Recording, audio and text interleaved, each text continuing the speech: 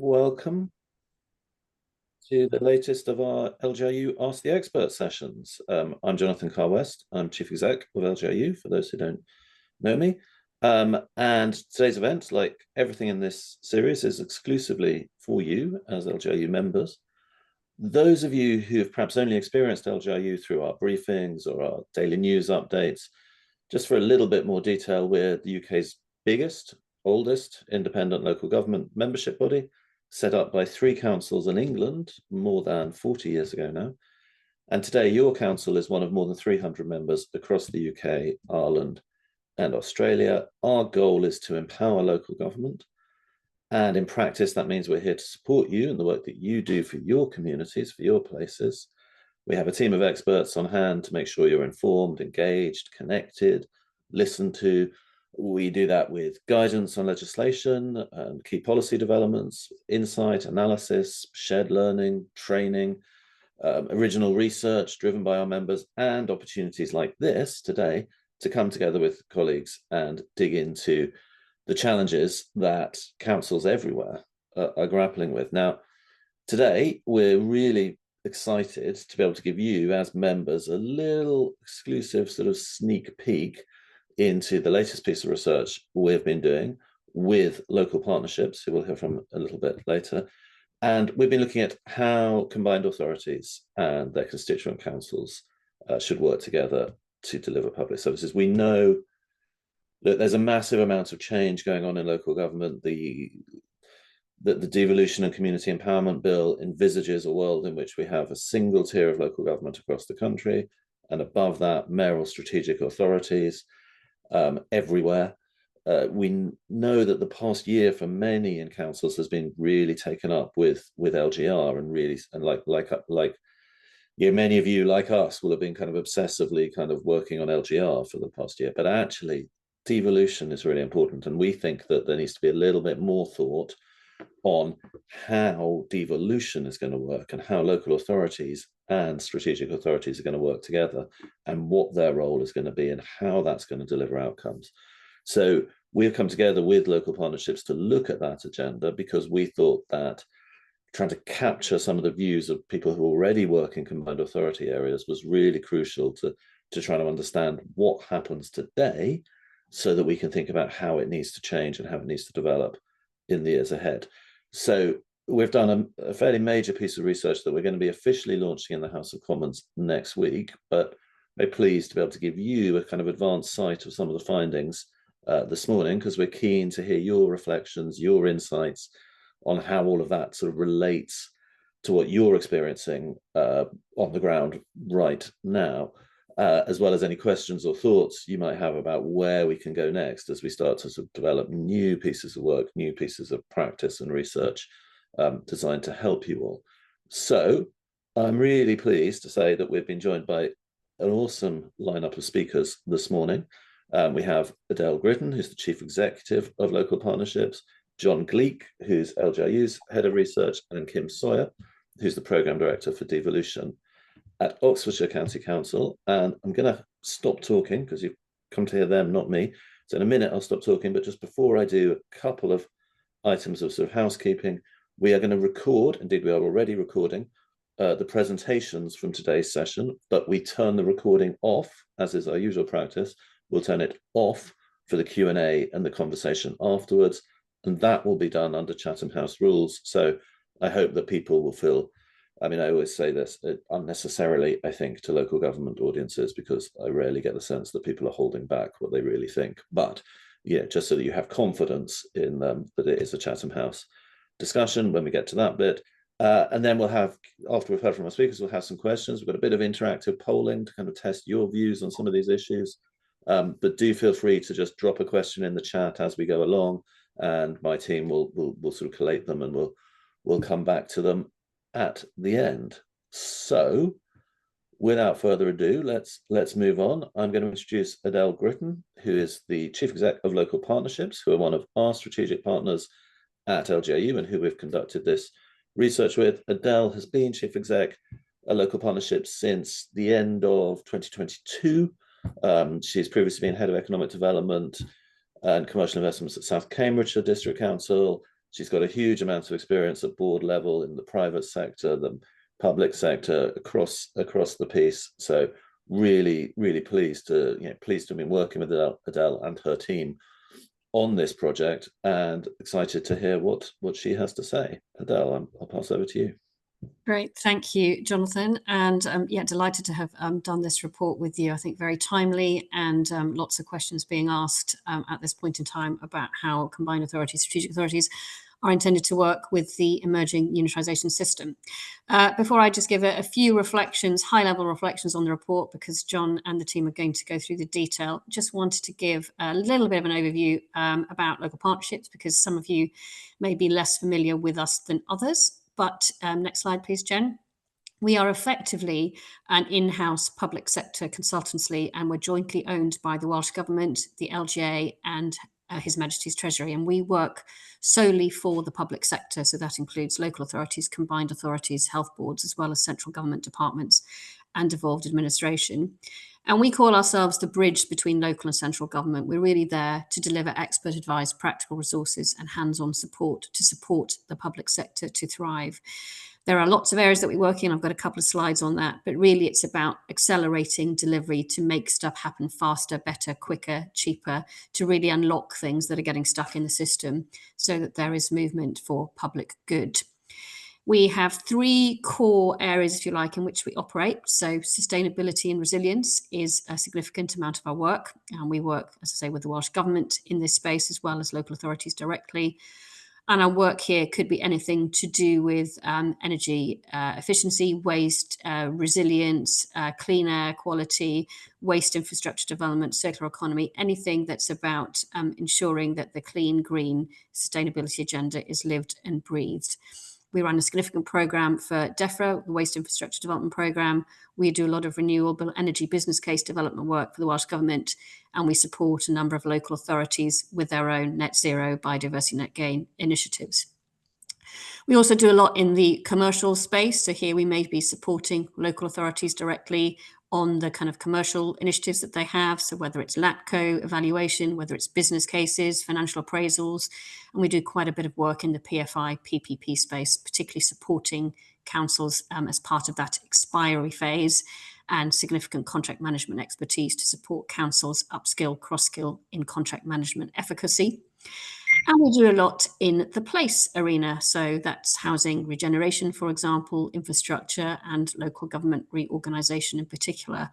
We are delighted to be working with the LGA as its delivery partner on the Council House Building Support Service. Many of your councils may be going through that programme in the new year. We are also supporting on the delivery of the LGR toolkit. So that'll be a series of best practice items, kits, templates, etc., that you can all download for those of you embarking on the LGR journey. So very much a delivery partner for the LGA in terms of its interaction with the ecosystem. Next slide, please, Jen.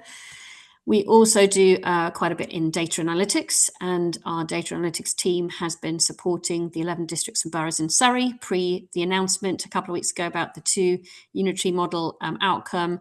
So that was really supporting them with their data synthesis, data aggregation strategy to get everything in a consistent, coherent format ready for use as part of the aggregation, disaggregation piece that's now going to ensue. So a small but perfectly formed data analytics team that understands the public sector way of working to support in that space.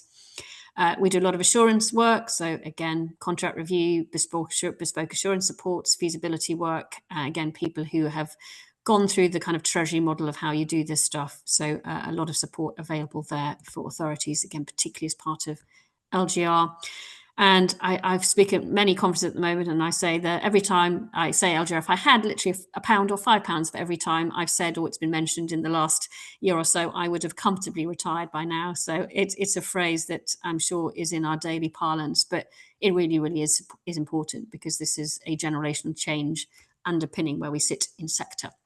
But we've got a lot of expertise supporting there, the LGR toolkit that I've mentioned.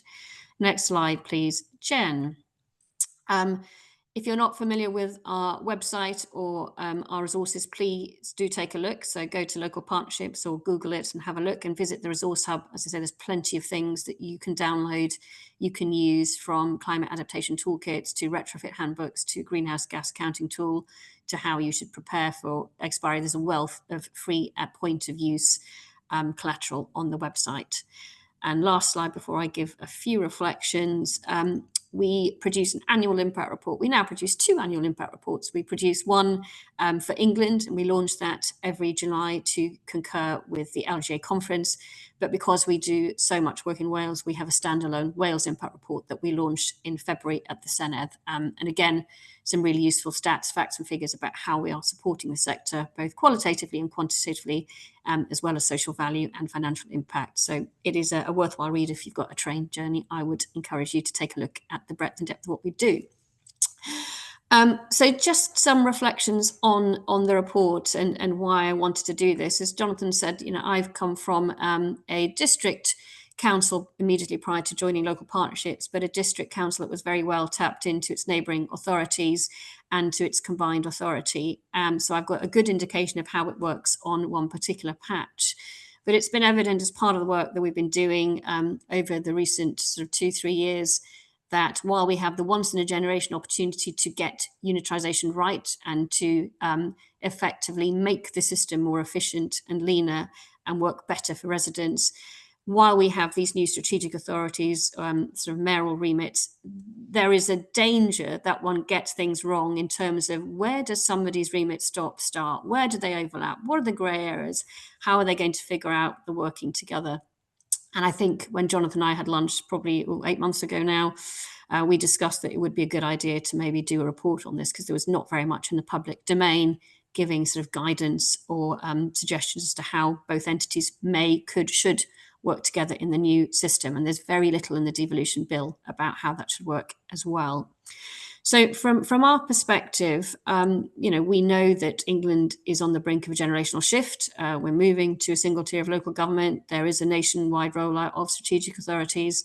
And it's not guaranteed to be successful unless you have a functional division of responsibilities and a long-term plan. You don't want the system to drift. We want it to deliver. So from my take of reading the report and working with the team, it's obvious that clarity of purpose is non-negotiable. I think we can see that the strategic authorities are going to have to be system leaders, not service providers, and their role very much to be the conveners, the coordinators, the champions of regional priorities, if you like, where scale matters. So things like transport, housing, climate resilience, ECDEV. And we recognise this not least because it actually aligns with the work that I've mentioned on governance design and strategic planning that we do with a lot of local authorities. We help partners across the public sector articulate these roles and embed them in practical frameworks.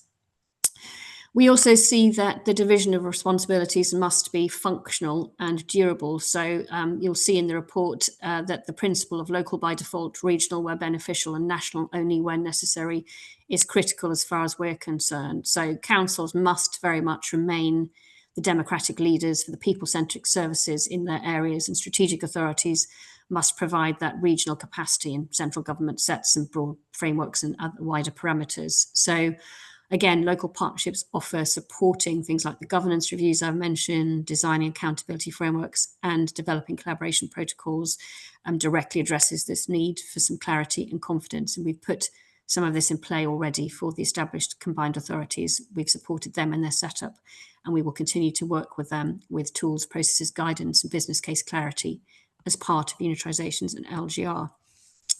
And then thirdly, I'd just say that the kind of enabling frameworks are also really essential. So the report does call for a roadmap to 2050 with tools to make collaboration real. So integrated funding settlements, shared outcomes framework, dispute resolution protocols, for example. These aren't optional things. They're the backbone of a resilient system. And again, local partnerships is very much at the heart of delivering these sorts of solutions, from integrated financial planning to partnership maturity diagnostics and collaboration toolkits with the sector. So for us, this isn't about structure, it's about outcomes. It's about really kind of harnessing that economic growth, that climate resilience, that housing delivery, that public trust, everything that makes me and my staff get out of bed every day. our role is to really help local and regional leaders turn their ambition into action, to make sure that the governance reform does translate into tangible benefits for communities. And it's ultimately about our core mission of delivering value and efficacy for the public purse, to make sure that absolutely no opportunity is lost or duplicated as part of a concurrent process of building a strategic authority ecosystem while calibrating the local government one. It's a very ambitious and tall order to do. So from my perspective, I think the next decade or so is really going to define whether devolution becomes a coherent, enduring system or remains a patchwork of deals. I think we're all very much hoping that it won't be the latter. I think the mood music suggests it's not going to be, by default of the very significant shifts that are being made. But we here at Local Partnerships stand ready to support that journey, whichever windy way it evolves. And we want to help bring clarity, confidence to partners to build the system that works for today and for 2050. So lots more I could say, Jonathan, but hopefully that trails some of the key things at kind of high level for your colleagues to go into the detail. Thank you. Thank you, Adele. That's amazing. And I think, I mean, look, that I totally agree that focus on outcomes, not just on structures and process. And there's so much potential, but we're only going to get to where we need to get to if we're intentional about it. It won't just all slot into place automatically. We need to collectively, big we, society, politics, government, all of us need to do that work. I think it also, your reflections just reminded me just what a dizzying amount of activity there is out there, and how hot, so many people on the call will just be caught up in this all the time, and just trying to navigate so much change so quickly is really challenging. And so the more we can help people, I know it's very much what you do at Local Partnerships, it's what we try and do at LGIU, the more we can sort of help people navigate that sort of changing world, the better. But look, we're going to hear from John in a bit more detail about some of the findings of the research. John Gleek is head of research at LGIU, so he's responsible for all our sort of research work, our partnerships, our sort of original research that we do. He's been with us since the summer, and before that, he has a long, John is, I guess, a sort of gamekeeper turned poacher. Before he was with us, he actually worked in local government and has a long career in senior roles in some very large councils. So, John, over to you. Yeah, hi, everyone. It's fantastic to see so many colleagues on the call this morning. So what I'm going to do is talk you through a sort of taster of what our research has done, but also more importantly, what it says and what that means for the sector. The full report will be coming out next week, so look out for that. But yeah, what I want to talk to you today about is some of the headlines and kind of what that means. So if you could just please flick on, thank you. So methodologically, just in short, working with colleagues on the call from Local Partnerships, we've done some really deep sort of engagement across the sector. We did a significant sort of sector-wide survey of senior leaders at both political level and officer level across all 15 combined authority areas in England. So we had a sort of in-depth data from that, and we also did a series of quite in-depth and broad sort of qualitative interviews, again with senior political and officer officials. So from that, we've kind of gained a whole range of different insights and a set of understandings across the sector, and what that really means for the future. If you please click on. So what I'm going to do through this presentation is I'm not going to go through a kind of deep dive of statistics and quotations, but what I really want to position that is what people have told us and what that actually means, and where do we go from here. So sort of in a nutshell, what people have told us and what this means for the sector is there's really strong support for this sort of strategic layer, the strategic authority position, and we can't underestimate that. That did come out loud and clear. So we're not looking at a sort of opposition to sort of progress as we see it, but there isn't actually a settled understanding of the fundamental core purpose of those organisations and those institutions, and also how that should differ across the different geographies of England. So we're sort of understanding their roles in their place and in their regions. There's also some really strong reflections that those strategic authorities and combined authorities have fundamentally sort of raised the profile of their regions and sort of secured investment, but that isn't in itself. That people have recognised there is significantly more to do in that space, and that in itself there's definitely more potential. In terms of sort of legislature, the bill talks a kind of great detail about sort of consistency around sort of purpose and structures, but what we also kind of got reflections on was around actually powers and destinations isn't coming through the sort of legislative framework. So we want to again move beyond sort of just consistency of structures to something more purposeful and sort of impactful. If you, next slide, please.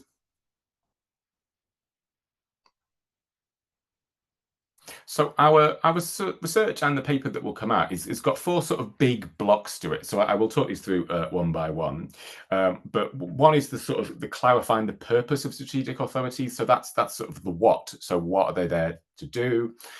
The second one is sort of the functional division. So I think that's the sort of the who. So who is doing what and around which roles and responsibilities lie. We have also developed a set of scenarios that aren't predictions of the future, but sort of articulate the sort of different directions of travel we may be seeing across the country and what that means. And we've also reflected on what the enablers for 2050 should be, and what are the sort of practical steps and practical things that our organisations will need to head in that direction. So, firstly, if you move on, please. So firstly, that's sort of the what bit. So what is the purpose of strategic authorities? And we've included here some quotations from our research. But so to run through these sort of one by one, what we've reflected the purpose of strategic authorities is for the future. One is around being the strong strategic convener. So that's about bringing stakeholders together across the region. That's about all anchor institutions that are definitely represented on this call today, but that's also beyond that, private enterprise, civic society, and all of that is about that sort of pursuit of sort of significant policy goals. It could be transport, spatial planning, housing, climate, well-being. But yeah, so that convening role. The second one is about prosperity, economic development, being the real driver of investment, growth, funding, and then thinking across that region about the sort of systems leadership around that. So aligning all the economic development around the skills agenda, skills pipeline, the labour market, and sort of regional economic development levers. And then thirdly, we think about this in terms of a collaboration platform. So I think this is about sort of evidence gathering and problem solving. So sort of bringing people together, having a shared collective understanding of the challenges that can be around sort of the big data assets that all those organizations will hold in place, but also just as importantly, the sort of the public engagement, public voice around those problems, and then sort of developing solutions and crucially getting sort of collective agreement for those solutions and scaling them. Being a regional champion, so being a sort of ambassador for that region and the places and neighbourhoods and localities amongst it, and sort of championing the region. So, and I think this is really important as a visible way of demonstrating public value. This is the bit that the public will see the most of as well. And I think this is fundamental in terms of securing that ongoing sort of trust and democratic purpose of the sort of our structures. And then lastly, being a bridge between local government and the centre. So sort of negotiating settlements, mediating national conversations, setting out how they relate to regional goals. And I think crucially, fundamentally also working with Whitehall to shape Whitehall reforms as well, and thinking about how the centre can be better shaped around regions, places and neighbourhoods. So moving on, please. So the next slide is all about the who and who does what. So we've come up with a sort of mantra in this report around local by default, regional where it adds value, and national only where necessary. So we think local councils will lead and should always lead at the front line. We are the front door for so many public services, and those people-centred services, adult social care, children's, housing, homelessness, community well-being, etc., should always stay at that local level. That's where they are best placed to be, and that's where they should remain. The regional and strategic authorities is where scale matters. So transport integration, strategic planning, housing growth, skills pipelines, sort of regional climate, nature, some of the big sort of infrastructure and capital things. That's where that's best hosted, and that's where that best sits. And then sort of nationally is about the national framework, some of the big systems and levers that can only really sort of exist at the sort of national level, the sort of big funding settlements, fiscal architecture, regulation, oversight, and crucially sort of not sort of micromanagement of the regions and the localities. So that's the sort of the who and how that should fit together. Just flicking on, we've done a worked example, and the full report sets out actually a whole range of these worked examples, but we just thought we would set one out in terms of adult social care. So what that means is, local authorities would still be the front door. They would still be the commissioner, the provider, having that actual kind of customer interface, client interface, citizen interface, and kind of working at sort of an integrated way with NHS and other partners. The strategic authority would do the middle piece. So that kind of cross-boundary work, the workforce strategy, how that aligns to sort of workforce pipelines, skills development, and sort of training, working with FE, for example. And then the national and sort of parliamentary angle would be actually setting out the funding framework, setting out those kind of big national levers for social care, thinking about, the Casey review and beyond. So this is sort of setting out kind of reflections on from Adele's point. This is about crystal clear clarity of roles and responsibilities and sort of making sure that that's really bedded in. So moving on to scenarios. So scenarios are absolutely not a sort of prediction of the future. This is not a crystal ball exercise, but we have set out in our report what we think elements of the future will look like and set out different directions of travel or different sort of options or purposes that that we think might happen. So we've developed 3, and if you flick on, please.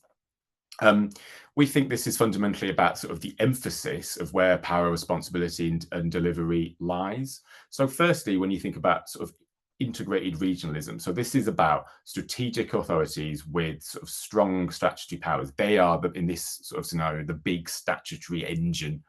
So they're in charge of flexible public expenditure, fiscal flexibility, big regional strategies, and then working with in an integrated way with those sorts of, their tranche of sort of streamlined unitaries.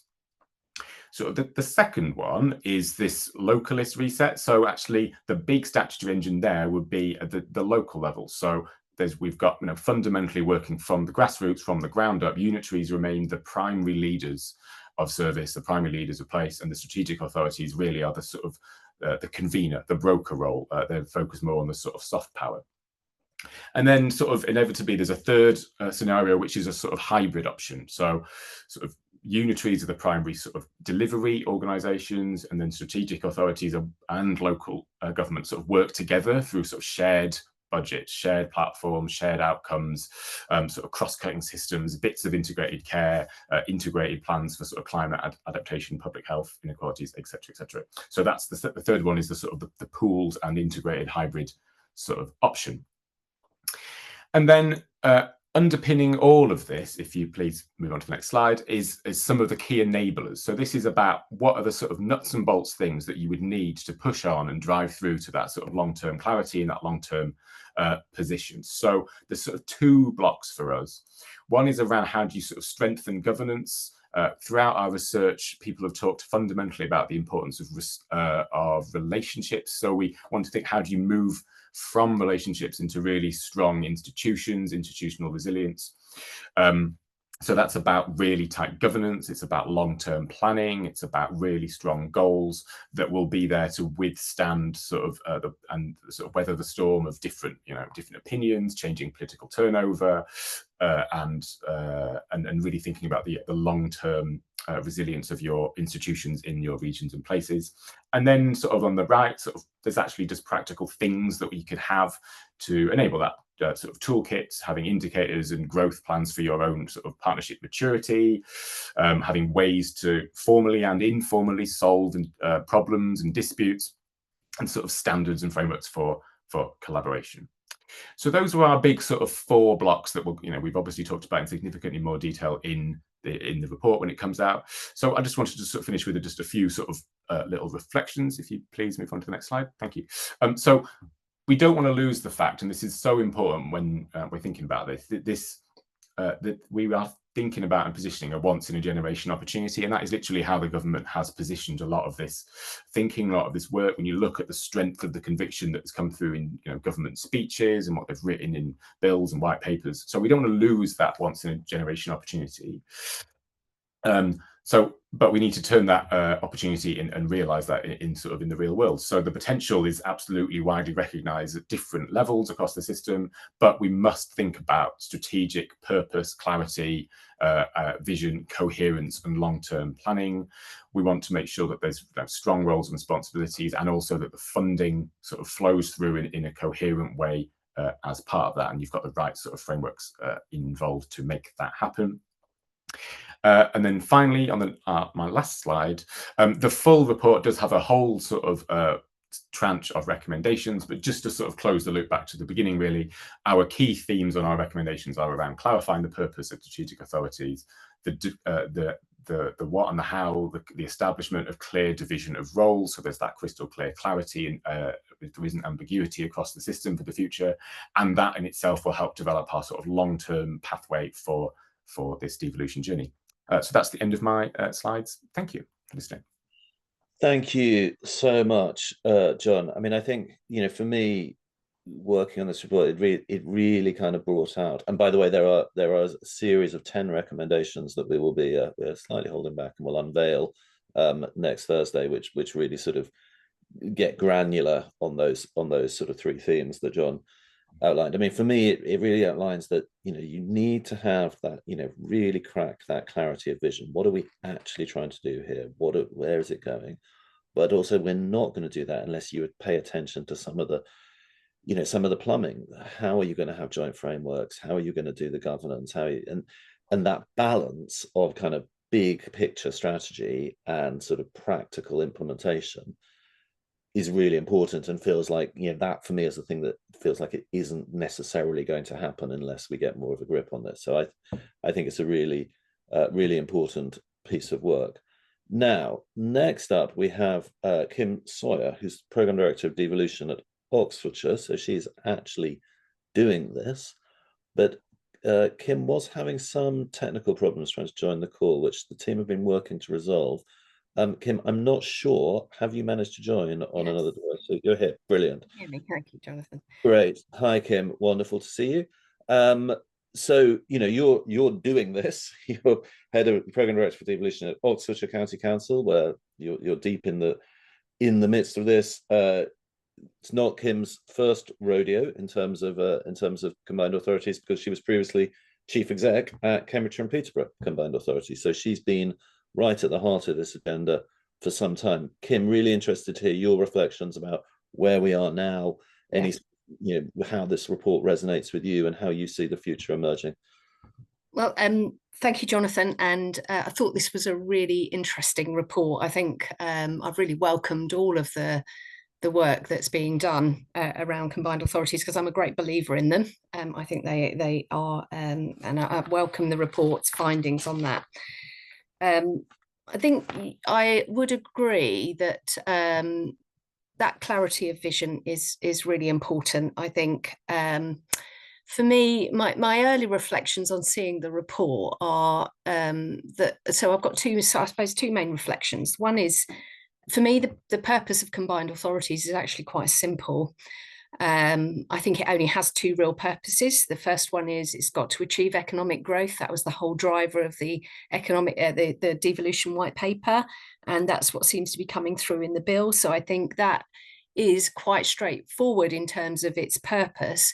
The difficulty comes in that local authorities haven't really played that wider convening role. So I'm pleased to see that coming out in this report, that wider convening role is how we're going to achieve economic growth when all the public sector work together more effectively, and looking at the challenges facing some of the businesses around the transport links, etc. The other part of it is the public sector reform, which hasn't really come out in here as one of the key purposes. For me, that is the other main purpose of the combined authority, and this is where the friction happens between, and will happen, I think, in the unitary level, because public sector reform is really taking a look at what's going on across the public sector and how it could work better. And so therefore it will look down and have a lens into the unitaries and see what they're doing and try to work to look at improvements. So, for example, you know, the new combined authorities under the bill are going to be given responsibility for public health, but not the delivery of public health. They'll be looking at considering how improvements in public health could be made when they make decisions, which means that there is a crossover there that you can't get away from. So that is where, for me, that is where the friction is going to come, and that is why it is really important for me, and what I've been working on in Oxfordshire is trying to get the culture right, because you need the leaders to understand what they want out of this organisation before they even go into it. I think that was really important, and one of the things that we had to learn on the job, as it were, in Cambridgeshire and Peterborough, because I think we soon realised everyone had different expectations about what they wanted out of the combined authority once it was set up, and that isn't necessarily what the mayor wanted. So I think that is my early reflections on the purpose. I think the other thing I've reflected on is, have we got the model right for the south of England? I think we've seen a lot of devolution in the north, because I think the template that was set up by the Greater Manchester Authority, which has been very successful, and we've seen huge increases in productivity there since that combined authority has been set up. But essentially, is that the right model for the south of England? And I reflect on Cambridgeshire and Peterborough, and I look across the west of England, and now I'm looking at Oxfordshire thinking, actually, are we dealing with a different set of challenges? Fundamentally, they're all the same. You know, we need to provide affordable housing for everyone and good transport systems. But actually, is there more? When I think about the north, that was very much a driver for getting investment into the north. Actually, when I look at Oxford, if I just give you some examples, in the last month, we've had announcement of a £10 billion investment in the Ellison Institute, a new town announced at Hayford, Crown Estates buying 221 acres next to the Harwell Science Park, which is, you know, yesterday I found out they're sending solar panels into space to beam down energy to us on Earth, so that we've got consistent and quality energy supplies. We've got the opening of the Oxford to Cowley branch line, and we're part of that Oxcam corridor. So actually, we're already, I consider us an almost bubbling pot. And in some ways, local government acts as a constraint on that at the moment, not as an enabler. So I just wonder if we're looking at this through, you know, we need a different sort of model of combined authority for the south that we haven't really given any thought to at the moment. And that leads me to also think about the way of working, because we talk about here about being very clear about the distinctions between what is done at the combined authority level and what is done at the unitary level. But I'm starting to, I'm speaking to the chief execs across Oxfordshire about whether we explore a more fluid, certainly a more fluid staffing model. So why shouldn't the staff who are delivering the local plans in the unitary authorities, why shouldn't they be writing the strategic development, or the spatial development strategy for the combined authority? So shouldn't they all come together to draft that one document and then go back to their various unitaries to actually deliver that through their local plans? And so shouldn't we actually have a more fluid approach to the way that the combined authorities and the unitaries work together? So there's an awful lot to think about, and I can't wait to read the full report. I'm really, really looking forward to the outcome of that. But that was some early reflections on what I saw from your recommendations. I'd be really keen to hear from your audience here about any of their reflections as well, especially on some of the conclusions I've reached, and particularly whether they think that more fluid model of working between combined authorities and unitaries could actually work. Thank you, Kim. That's really, really helpful and really, really interesting. I have to say that I didn't have solar panels in space on my sort of bingo card for things that were going to come up this morning. So that's taken us, it opens up a whole new perspective. But I think those questions, exactly those questions about where responsibility sits, about how have we got a model with sufficient flex to work, and I think that for me there's a tension between the need for sort of consistency and clarity, but also the essentialness that, you know, that if devolution has to be the same everywhere, does that really work, and how do you enable that local flex? I think as we get into the design of how constituent authorities and local authorities work together, that issue about how you move people and insight sort of fluidly between them is really interesting, not least because, you know, we don't know, it's unlikely that there's going to be masses of excess capacity knocking around in all these systems. So actually using the talents and the people that we have as, you know, as an efficient and as agile a way as we can I'm sure is going to be part of what we need to do. So there's some really interesting ideas there. Thank you. Look, we're gonna open up for questions. Just to sort of prime you, when we come to questions, you can do that in a number of ways. You can drop a question in the chat and I'll pick it up. You can raise a Zoom hand and I will come to you. Or in a more old-fashioned way, you can wave an actual hand.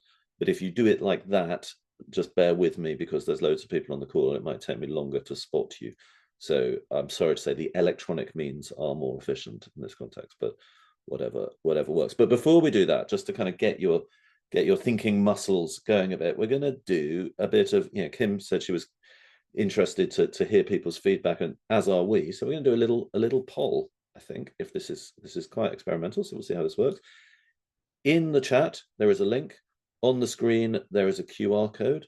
This will take you through to a poll in which we could get your, just a snapshot. And this isn't intended to be, look, this isn't intended to be sort of in-depth research, but just a snapshot of views from the 50 or 60 people. Oh my gosh, it's working already.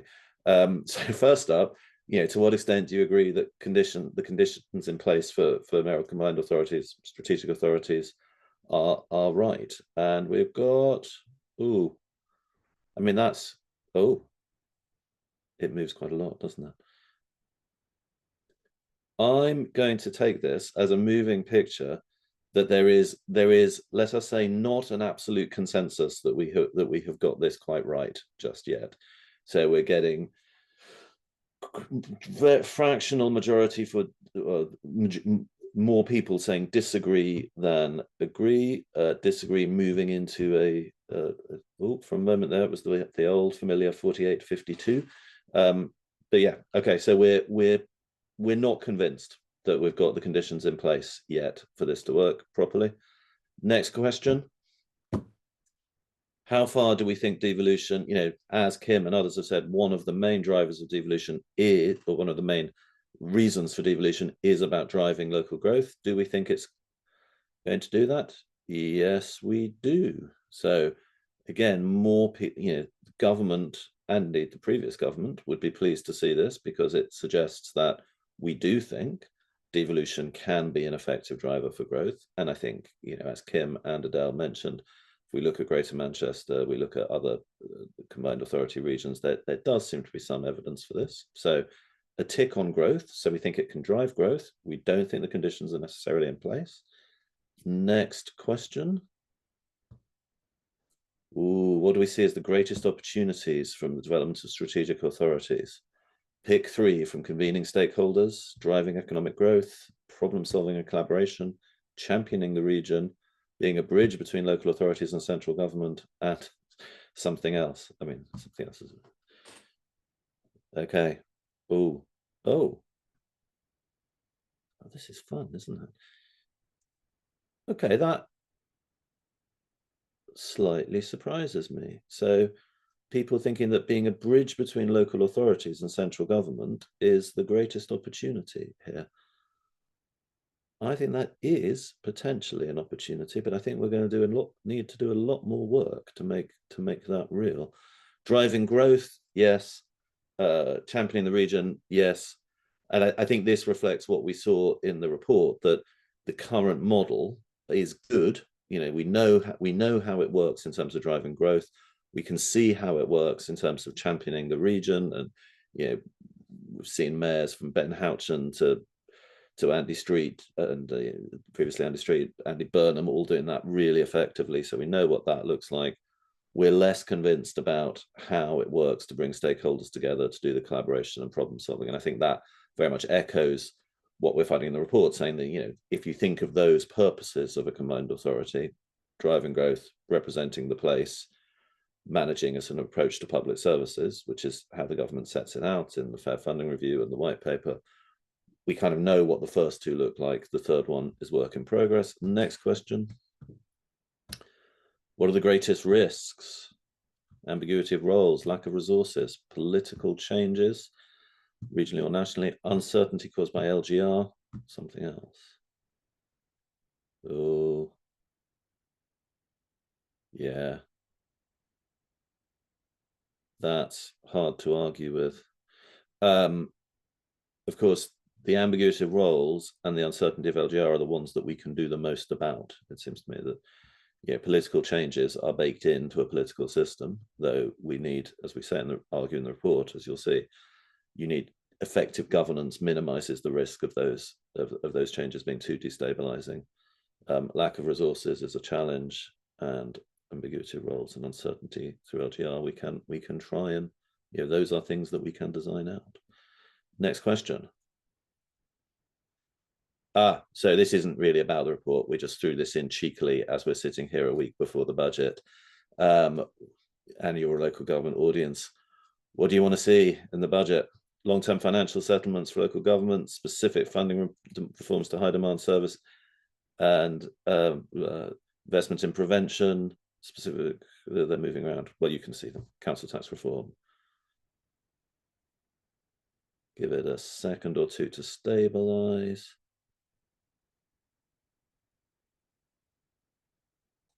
I'm going to call that as we want it all, which is fair enough. Okay, that's really interesting. Thank you. So that is a slightly random sort of opportunistic sort of question at the end, just while we've got you all here. So yeah, long-term settlements, funding reforms to the high demand services, and investments in prevention. Interesting that council tax reform gets, can you just scroll down, Richard? What's that got? 47%, because that is looking like it might be what we're getting. But we shall see. All will be revealed next Thursday. And of course, as LGIU members, watch your inbox for LGIU's on the day snap analysis of the budget's implications for local government.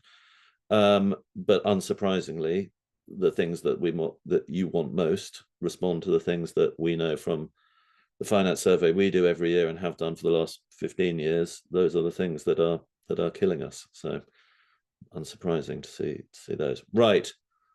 Let's move to questions. Thoughts, questions from the audience.